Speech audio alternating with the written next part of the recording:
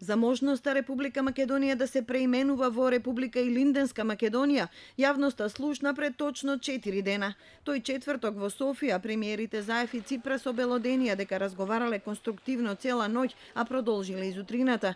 Ципрас рече дека напредок има, но целосен договор нема, а Заев навести дека може би е најдено решение. Утврдивме една опција која што може да биде прифатлива за двете страни. И наредниот ден беше таинствен. Објави дека можното решение прво ќе го образложи пред државниот и политичкиот врв, а дури потоа пред пошироката јавност.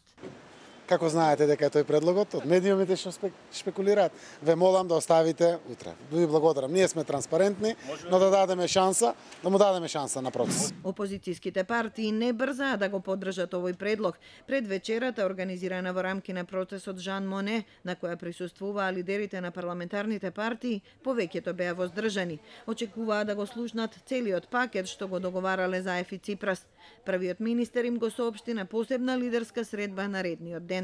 Со можниот договор добиваме финална потврда јазик македонски, language Macedonian, идентитетот гарантиран и меѓународните кодови МК и МКД ќе бидат обезбедени.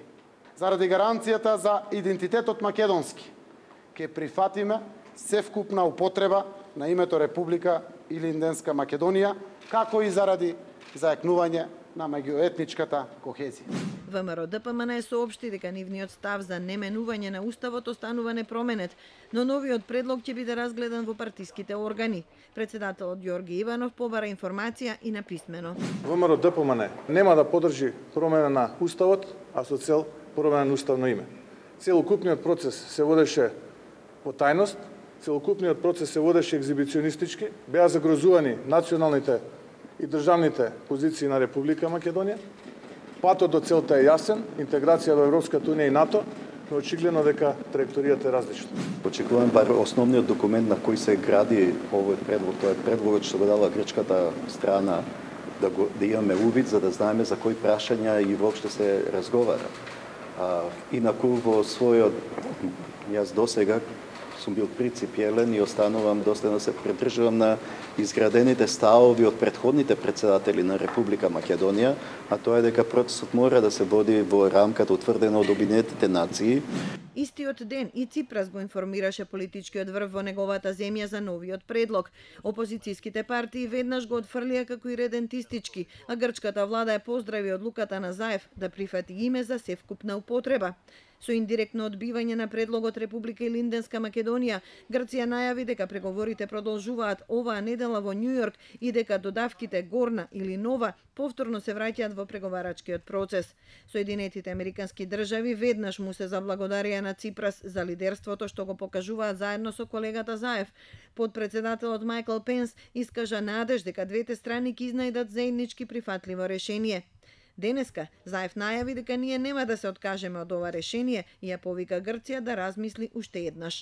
Се надевам дека преспиваат, добро размислуваат, заради тоа што дефинитивно Илинден и нашето Илинденско востание 1903-1944 година нема никакви територијални претензии, ништо не загрозува од страна на Грција.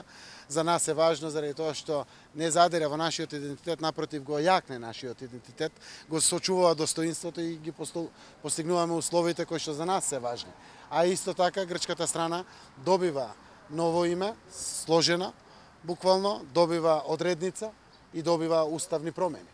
Јас верувам дека ова е вин-вин ситуација и уште еднаш само ќе кажам, очекувам разговорите да продолжат, очекувам да длабински се разгледат работите. И премиерот и министерот Димитров уверуваат дека прифаќањето уставни измени се однесува само на овој пакет. Димитров, кој во четврток повторно ќе се сретне со колегата Кодзијас во присуство на медијаторот Нимиц, вели дека доколку тоа му помага на процесот, подготвен е и на оставка. Одма ќе потпишам ако треба. Ако мислам дека тоа ако мислам дека тоа ќе помогне на Македонија, дали ќе биде подобар без мене, процесов дали ќе биде подобар без мене.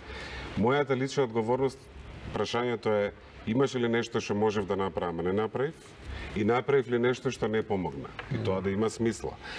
Ама и без одговорност, ако има ефект, мојата оставка да помогне, апсолутно сум спремен во било кое време. Поголемо е од мене. Опозицијата се уште е резервирана. Сметаат дека во изјавите на премиерот и на министерот има контрадикторности.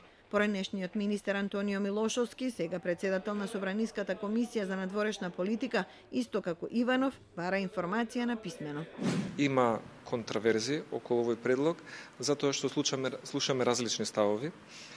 Ставот на премиерот Заев беше дека за овој предлог идентитетските обележја остануваат непроменети, како што и сега се во Обединетите нации со Macedonian како јазик и истото и за националност, додека вчера на едно интервју министерот Димитров кажа дека за јазикот ќе биде македонски без превод на било кој други јазици и гледаме дека или нема усогласеност, или некој од нив нешто знае повеќе или нешто се крие од јавноста. Одложен е и лидерскиот дуел Заев-Мицкоски.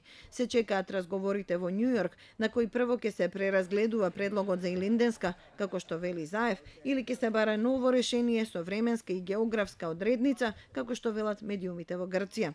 Премиерите најавија дека нивната наредна средба би можела да биде во почетокот на јуни.